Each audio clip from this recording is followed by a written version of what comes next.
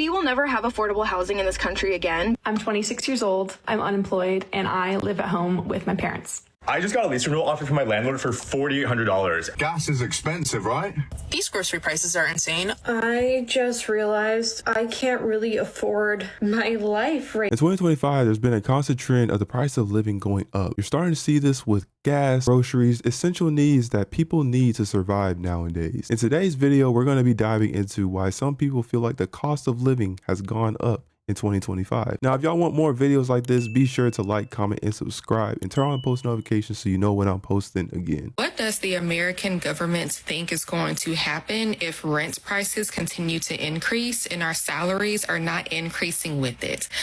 Genuinely, what do they think is going to happen? I truly don't understand not doing rent caps. I know that's a thing in New York, but I'm from the South. I've never heard of such a thing down here. I only hear about it in New York.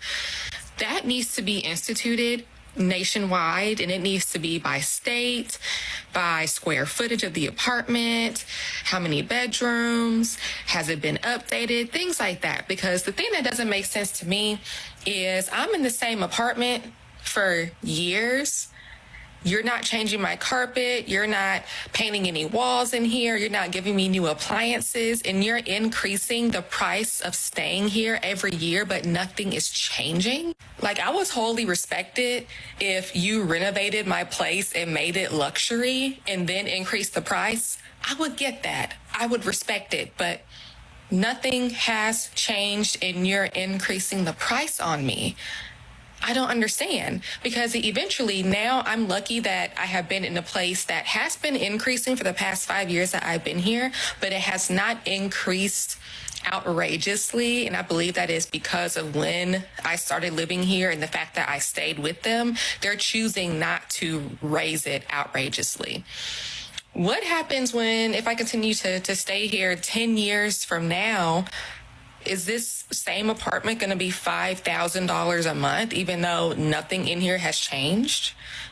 Like, what do people expect to happen? Like, of course, people are going to go out and search for a cheaper place, and they're going to move out of your place. And eventually, if you skyrocket your prices enough, no one is going to live there at all. So yeah, she is definitely right. You're starting to see a lot of apartments overcharged for rent, and sometimes the renovations or what you get for the price you pay is almost not even equivalent to what the apartment is actually worth. There's been a lot of scandals of apartments using fake materials and calling it luxury in these luxury apartments. A lot of these apartments are not what they really seem. They cost a lot, and they're overcharging for very cheap material. And a lot of these apartments have issues like leakage, a lot of things breaking down that somebody who's paying a big amount to stay in some of these luxury apartments shouldn't even need to be worried about those type of things. Tyler, and I am homeless here living in my car because, well, I can't afford $1,800 a month for rent. We will never have affordable housing in this country again because people have built their wealth on real estate. People will need to lose their homes, lose their investments, lose value in the homes in order for us to have affordable housing. And this is a rough conversation to have because we all have friends who've invested in real estate. Our parents own homes. Our grandparents own homes. We're all being taught to build wealth through real estate, but that directly leads to the housing crisis that we have already arrived at, that we've been at for over a decade. I remember growing up seeing Fox News talking about class warfare, but it's like, we working class people, the ones who are the have-nots, we did not ask for class warfare. We asked for our fair share. You took it all. So now if we have to take it back, yeah, that might lead to some class warfare. Yeah, she is definitely right. You're having to experience some of these things where people are getting priced out by the cost of real estate. People that have had real estate, you're starting to see the price of it going up, making it harder for people that are just entering into the market to be able to afford homes in today's market. Renewal offer from my landlord for $4,800. And before you say anything, I will not be accepting this generous offer. But in case you're interested, let me show you what $4,800 can get you in this economy. So let's start off with the kitchen, shall we? This kitchen, as you can see, is very spacious. In fact, I can touch all four walls just by spinning in a corner, so very convenient. You get this lovely microwave from the 1900s, this fridge door that does not open, so you will be trapped in the kitchen, unfortunately. What else? If you ever want to use a stove, make sure you don't also have a trash can because that will be getting in the way. Fun fact, I charge my toothbrush here in the kitchen because there's actually no outlet in the bathroom, which we're gonna go to next. So for the bathroom, you see we have this lovely, lovely bathroom with a space heater and this bathtub. Whatever this is, I prefer not to know. And whatever this is, I also prefer not to know. Lastly, let's go to the bedroom, which, as I mentioned, there's no way to charge anything in the bathroom. So I have this hairdryer, conveniently plugged in here, which is where I have my mirror. I don't know about y'all, but that apartment looks like it is worth maybe less than $1,000. There is no way that people pay this much for an apartment. I need somebody to explain to me why in the airport this costs $5. This is 25 cents in Costco. $5 at the airport. Why? I don't know about y'all, but I've been to the airport before and I got some water one time. And just by seeing the water prices, I was seeing like $5, $6 just for a bottle of water. And I was like, yo, why is water cost this much? It's not like I'm getting like a Starbucks drink or a soda that's maybe like probably more than that.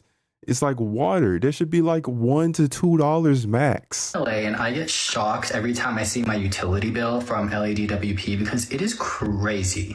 I get charged once every 2 months, so it's not every month, but each time the bill is like over $600. It's like $600 to $800 something. So I calculated every month I spend about $150-ish on electricity only, not water or trash. And I'm like, why the fuck is my electricity bill so high? Like, I barely turn on the air conditioner. Like, even when I'm really hot and it's like 80 degrees in the house, I try not to turn it on to save money. And then I don't really turn on the lights that much. I mean, I use like a lamp, but it's like all LED lights. And then I realized I have a garden area in the back and those lights are on all night from around 7 p.m. to 5 a.m. And those are not solar lights. So I'm like, oh, maybe that could be why. But I also don't want to turn it off because like, I want to see what's out there if I need to. So my water bill is usually around the same, a little less than my electricity. So I would say like $100 to $130 a month.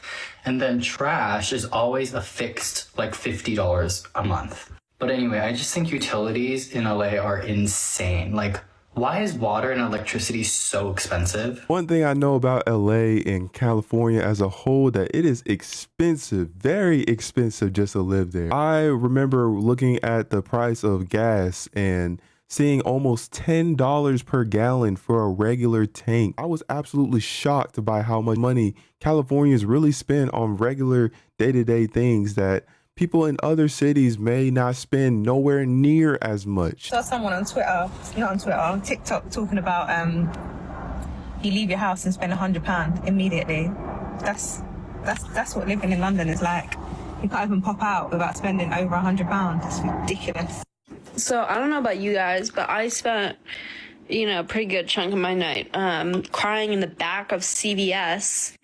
I'm on Cobra right now because I got laid off from my job in September and I've been paying $600 a month for insurance, and just confirmed today that until I meet my prescription deductible of $1,700, the medication I've been on my entire life that makes me actually function, that I need, is gonna cost $412 out of pocket. So I have to pay, I've already paid twice now, $412. And until I reach $1,700, I have to pay $412 out of pocket. And I have to pay $600 for insurance. And I'm literally unemployed. I have the best insurance. What do you mean? What do you mean? Now, I honestly feel bad for this lady right here. I hope that she's able to get through this predicament that she's in, having to pay so much and even not even having a job and having to spend even like your savings just for insurance, just to meet a deductible. 6 years old, I'm unemployed, and I live at home with my parents. That's not true. I'm 27.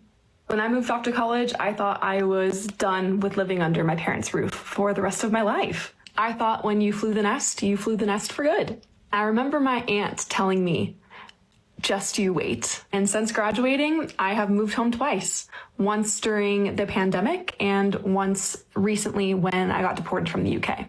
Life throws crazy curveballs and you never know what's going to hit you. And it's hard sometimes to come on this app and see 18-year-olds making hundreds of thousands of dollars and seeming to know what they're going to do for the rest of their life.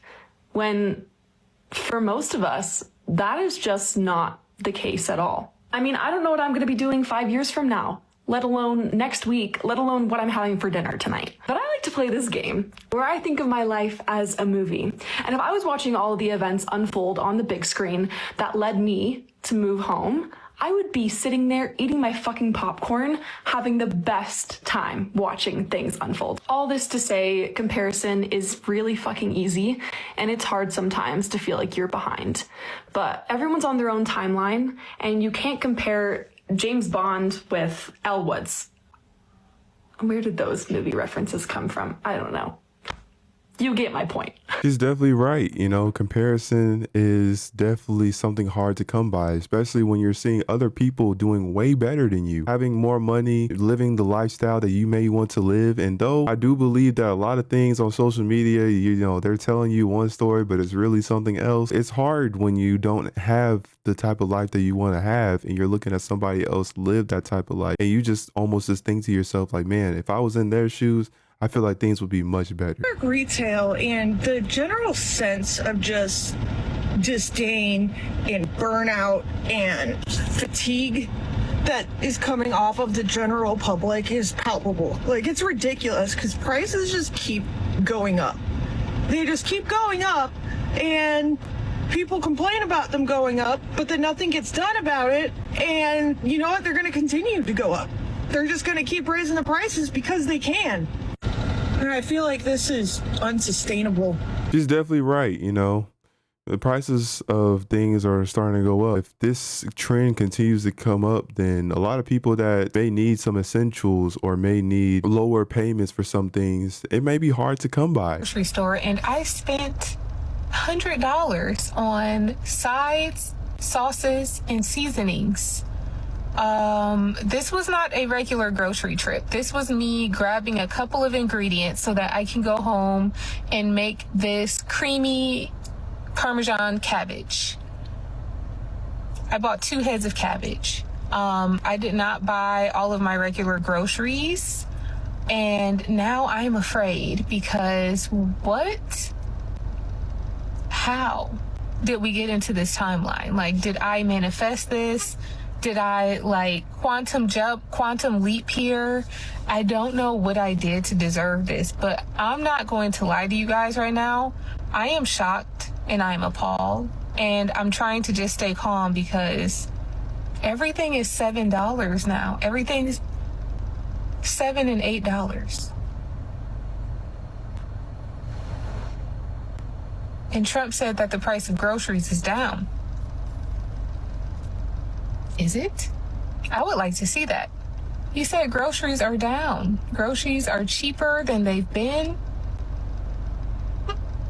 Just bold-face Cheeto lies. I don't get it. So anyways, I'm checking out, I didn't want to show everyone that I had sticker shock as I'm checking out, but I had sticker shock. You know, Trump said a lot of things, and one thing that he led in his campaign when becoming president was that the price of things are going to start going down. And, he said stuff about like the price of groceries, the price of gas and everything Americans will have cheaper gas and cheaper groceries and cheaper way of life. Well, that has not happened. And you're starting to see the effect of people that were giving a false reality of the situation that they're in right now. With the whole idea that the cost of living is that much higher today than it was like 15 years ago. I do want to clarify, I'm not talking about housing.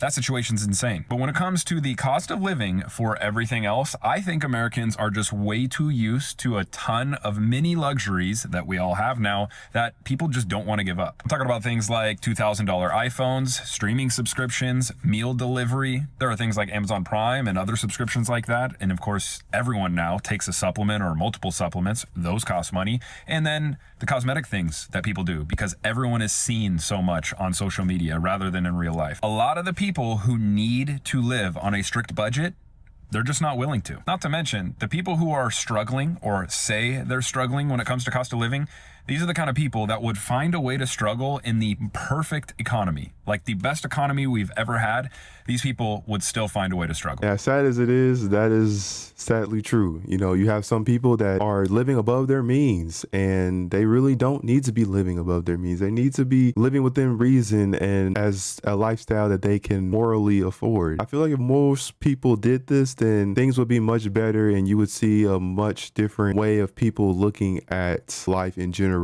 You know, it sucks working full time and not being able to afford groceries. I can't afford groceries. I can't even afford gas to get to work. I don't know what to do anymore. I don't want to live like this anymore. You know, I heard that the price of live in Canada is very high, and I do feel bad for the people that live out there. You know, I see things may be expensive here, but in Canada, it's maybe like $10 to $15 more than what people pay in America here. So yeah, man, that's going to be the end of this video, man. I hope y'all are more informed of how just the price of living has just gone up. Inflation has definitely took a hit on today's economy. Make sure y'all like, comment, and subscribe and turn on post notifications so y'all know when I post again. Until next time, I'll see y'all in the next video. Peace.